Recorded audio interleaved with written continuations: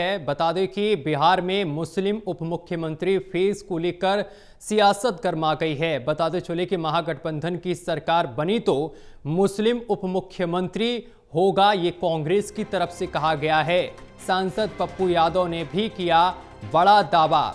बताते चले कि मुस्लिम उप मुख्यमंत्री के साथ दलित उप मुख्यमंत्री भी बनेगा, ये भी कहा गया है पप्पू यादव की तरफ से। चिराग पासवान ने भी मुस्लिम वोट बैंक को लेकर बोला है हमला। चिराग पासवान ने आरजेडी पर बोला है हमला। तो लगातार ये बड़ी जानकारी हम आप तक पहुंचा रहे हैं। प्रदीप जी लगातार हमारे साथ जुड़े हुए हैं। प्रदीप जी, मुस्लिम वोट बैंक को अपनी ओर खींचने के लिए अब ये बड़ा ऐलान किया गया है।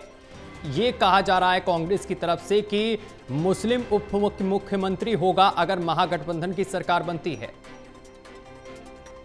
देखिए बिल्कुल, और जिस तरीके से यहाँ पर चुनावी रण के बीच जब ऐलान हुआ है महागठबंधन की ओर से जो मुख्यमंत्री का फेस तेजस्वी यादव होंगे, वो मुख्यमंत्री के तौर पर वीआईपी पार्टी के जो प्रमुख हैं मुकेश साहनी, उनका नाम अनाउंस हुआ है। लेकिन बाकी नामों को लेकर जो अनाउंस नहीं हुआ, ये कहा गया कांग्रेस की ओर से कि चूंकि वो अनाउंस नहीं करते हैं, क्योंकि वो भी घटक दल में महागठबंधन में एक बड़ी पार्टी है, ऐसे में कांग्रेस की ओर से कौन उप मुख्यमंत्री पद का दावेदार होगा, इसको लेकर चर्चाएं थी। हालांकि प्रदेश अध्यक्ष जो यहाँ पर हैं बिहार में, वो बन सकते हैं उप मुख्यमंत्री, और वो खुद यहाँ पर अनुसूचित जाति से आते हैं। ऐसे में ये एक बड़ा मैसेज होगा। लेकिन दूसरी तरफ एक नई बहस छिड़ गई है बिहार की राजनीति में, यानी मुस्लिम वोट बैंक तो चाहिए लेकिन मुस्लिम फेस को अनाउंस नहीं किया गया है। ये कहते हुए एनडीए के समर्थक और जो अन्य घटक दल हैं वो हमलावर हो गए हैं महागठबंधन पर, और एक सोशल कैंपेन पर एक बड़ी लड़ाई छिड़ गई है इसको लेकर। और कहीं ना कहीं ये मैसेज दे रही हैं कि महागठबंधन को मुस्लिम वोट बैंक पर तो नजरें हैं, वो बंधुआ मजदूर की तरह उनको अपने तरफ रखना चाहते हैं, लेकिन उनके समुदाय के नेता को प्रतिनिधित्व नहीं देना चाहते, इसलिए उनके नाम का अनाउंस नहीं हुआ है। इसको लेकर एक बड़ी बहस छिड़ी हुई है और इसी को लेकर अलग अलग दावे प्रति दावे देखने को मिल रहे हैं। जो कि पप्पू यादव हैं, जो कि यहाँ पर निर्दलीय सांसद हैं, महागठबंधन के साथ जुड़े हैं, उन्होंने एक बड़ा दावा किया है कि उप मुख्यमंत्री के तौर पर यहाँ पर दलित भी उप मुख्यमंत्री बनेगा, मुस्लिम भी उप मुख्यमंत्री रहेंगे। इसी के साथ उन्होंने विरोधियों पर हमला बोला है। तो दूसरी तरफ चिराग पासवान का भी बयान आया है और चिराग पासवान ने आरजेडी पर हमला बोला है। 2005 में उनके पिता रामविलास पासवान ने मुस्लिम को मुख्यमंत्री बनाने के लिए अपनी पार्टी की कुर्बानी दे दी। साथ ही जिस तरीके से मुस्लिम वोट बैंक को आरजेडी सिर्फ अपना एकाधिकार समझती है, ये मान सम्मान उनको नहीं मिल सकता जब तक वो एक वोट बैंक के तौर पर इनके साथ जुड़े हुए हैं। यानी अपनी ओर आकर्षित करते हुए चिराग पासवान ने ये बयान दिया है, और कहीं ना कहीं इसको साधने के लिए ये बयान महत्वपूर्ण माना जा रहा है। दूसरी तरफ अगर देखें तो कांग्रेस की ओर से एक महत्वपूर्ण बयान आया है, जो कि प्रभारी हैं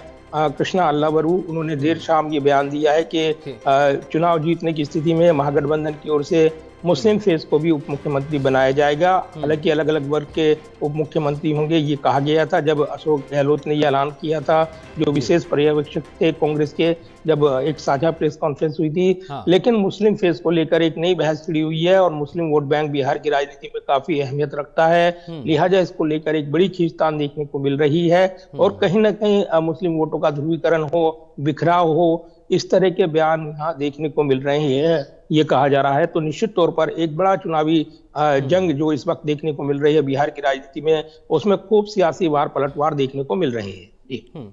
प्रदीप जी, जिस तरीके से महागठबंधन की तरफ से मुस्लिम चेहरा सामने लाने की बात की जा रही है, उप मुख्यमंत्री बनाने की बात की जा रही है, ऐसे में ये एनडीए के लिए कितनी बड़ी चुनौती है?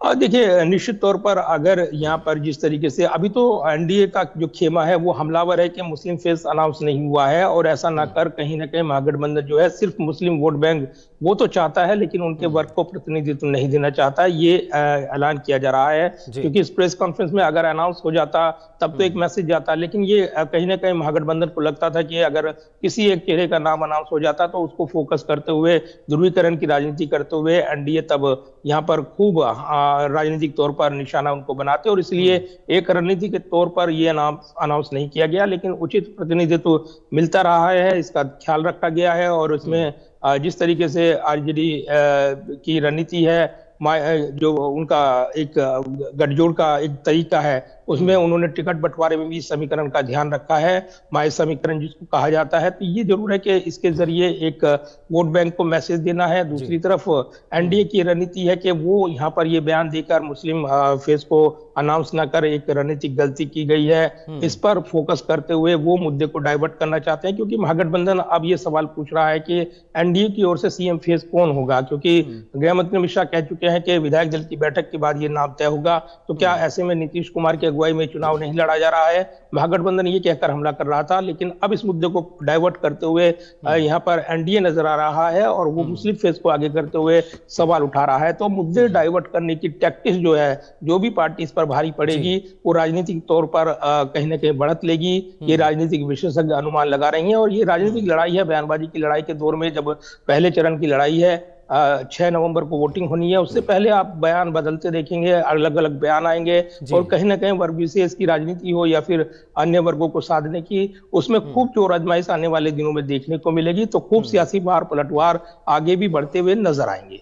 जी बिल्कुल प्रदीप जी, आप हमारे साथ बने रहिए। तो आपको बताते चले कि बिहार में जिस तरीके से ये तमाम तरीके के बयान सामने निकल कर आ रहे हैं, ये आगामी चुनाव में, आगामी मतदान में कहीं ना कहीं प्रभाव डाल सकते हैं।